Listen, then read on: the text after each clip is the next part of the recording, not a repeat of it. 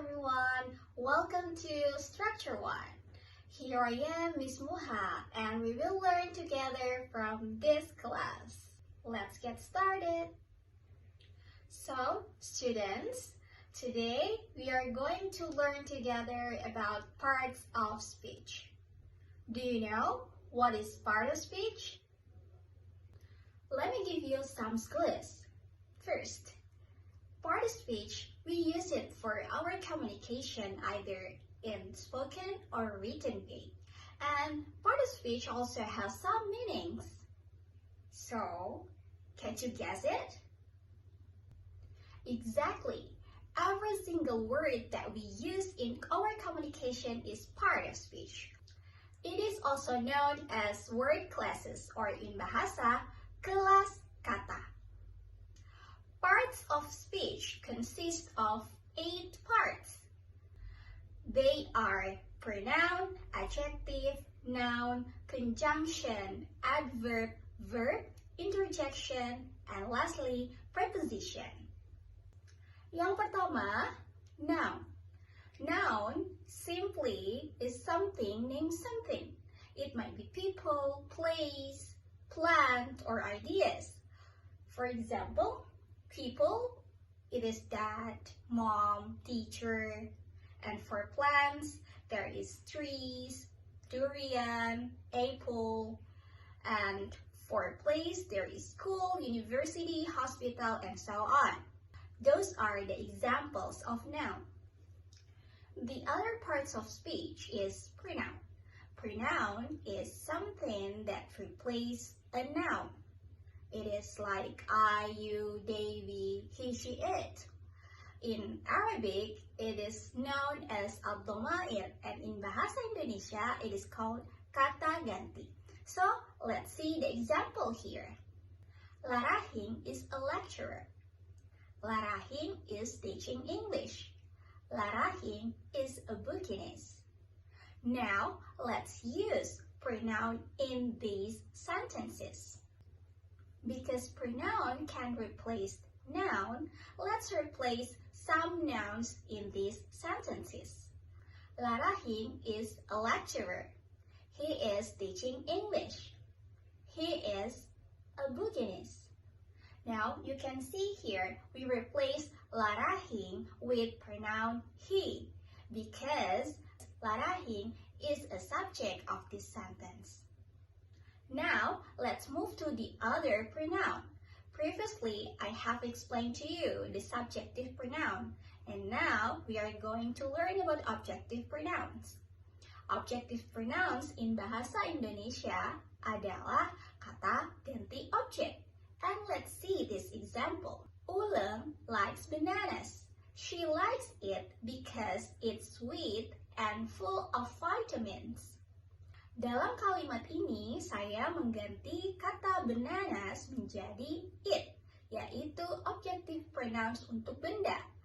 Jika kita menggunakan kata benda, yaitu bananas, kalimatnya adalah she likes bananas because it's sweet and full of vitamins.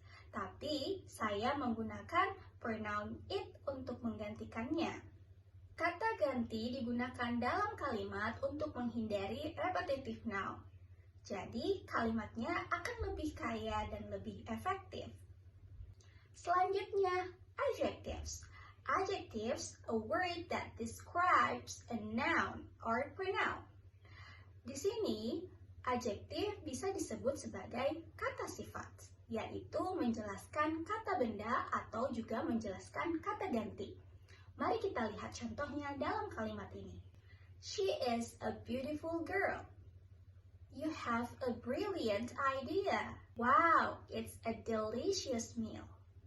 Di sini terdiri dari 3 adjektif atau kata sifat. Mari kita lihat kalimat yang pertama. Di sini ada kata beautiful. Beautiful adalah kata sifat untuk menjelaskan girl. Di kalimat kedua, kita memiliki brilliant idea. Brilliant adalah kata sifat untuk menjelaskan idea. Dan yang terakhir, kita memiliki delicious meal. Delicious menjelaskan kata meal. Nah, di sini kita perlu memperhatikan bahwa ketika menggunakan kata sifat dalam bahasa Inggris, ini biasanya akan ditempatkan sebelum kata benda. Dan ini akan berbeda ketika kita menggunakan kata sifat dalam bahasa Indonesia. Dalam bahasa Indonesia, kata sifat digunakan setelah kata benda. Misalnya, a beautiful girl dalam bahasa Inggris, sedangkan dalam bahasa Indonesia, seorang cewek cantik, di mana cantik yang merupakan kata sifat diletakkan setelah kata cewek. Jadi, ketika kalian ingin menggunakan adjektif, perhatikan rules ini baik-baik. Word classes selanjutnya adalah verb. Verb is a word that describes condition, states, or actions. Let's see the example here. Ulang peels a banana. Kata peels dalam kalimat ini menunjukkan kata kerja yang bermakna mengupas. Mari kita lihat kalimat yang kedua. I teach English. Kata kerjanya adalah betul sekali. Kata teach. Teach artinya mengajar. Jadi, kalimat I teach English menunjukkan sebuah aksi di mana I melakukan sebuah pekerjaan, yaitu mengajar. Namun perlu kalian ketahui bahwa dalam bahasa Inggris kata kerja memiliki beberapa bentuk. We can simply say there is present verb, past verb, and past participle. Present verb merupakan kata kerja dasar yang biasanya digunakan untuk menyatakan facts, habit, or order. Let's see the example. Bentuk yang kedua adalah past verb. Past verb is a verb that shows condition or state in the past, atau biasa kita kenal sebagai kata kerja lampau. Let's see the example. Yesterday, I met Professor Amin Abdullah in Mercure Hotel. Kata met merupakan kata kerja bentuk kedua dari kata meet yang bermakna bertemu. Di sini, kita bisa mengidentifikasi bahwa kalimat ini merupakan kalimat lampau dari kata kerja kedua, yaitu met. Selain itu, indikasi kata kerja lampau ini dipertegas oleh kata yesterday, yang artinya adalah kemarin. Contoh yang kedua, Mr. Stephen ate nasi paleko last week.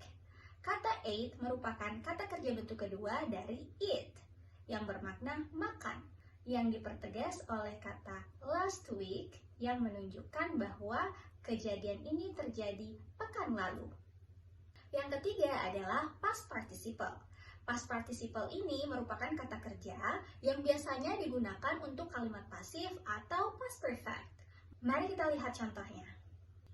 That pisang hijau is cooked by my brother. Di sini bermakna pisang hijau itu dimasak oleh kakakku. Kalimat ini merupakan contoh kalimat pasif, yang mana dalam kata kerjanya menggunakan past participle atau kata kerja bentuk ketiga. Selanjutnya, mari kita lihat contoh yang kedua. We have written the paper for 2 days. Kata written dalam kalimat ini adalah kata kerja bentuk ketiga. Kenapa? Karena kalimat ini merupakan kalimat perfect tense. Kenapa dikatakan perfect tense? Karena didahului oleh kalimat have, yaitu sebuah kata bantu yang menunjukkan sebuah aktivitas yang telah dilakukan pada masa lampau. Namun tentu ini berbeda dengan kalimat past yang kita pelajari sebelumnya. Kalian tidak perlu bingung karena kita akan bahas satu persatu di video selanjutnya. Parts of speech yang kelima adalah adverb, atau dalam bahasa Indonesia disebut kata keterangan. Adverb is a word that describes adjective, verb, adverb, or sentence. Let's see the example.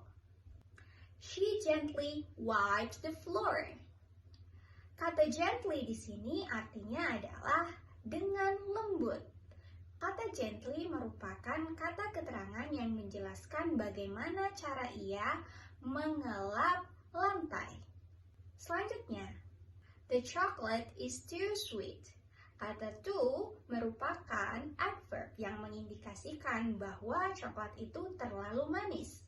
Nah, ini merupakan contoh penggunaan adverb dalam kalimat. Now, it's time for a quiz. Saya akan berikan beberapa petunjuk tentang word classes dan kalian menebak word classes apa itu. First, provides a description for a noun or pronoun. Yep, it's adjective. Next, it depicts an action, thought, or state of existence. Bingo! Yes, it's a verb. Next, it replaces noun to avoid repetition.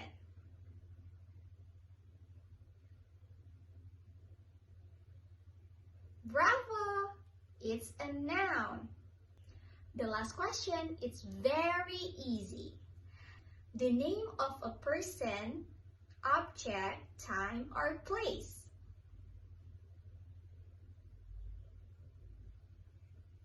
Correct! It's a noun. Yay! Congratulations, you have already answered the questions.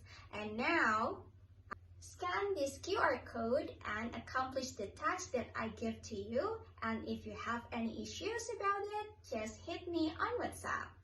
I think that's all for our section today. Don't forget we will learn about the other parts of speech in the next section. Thank you so much for watching and see you. Bye. Assalamualaikum warahmatullahi wabarakatuh.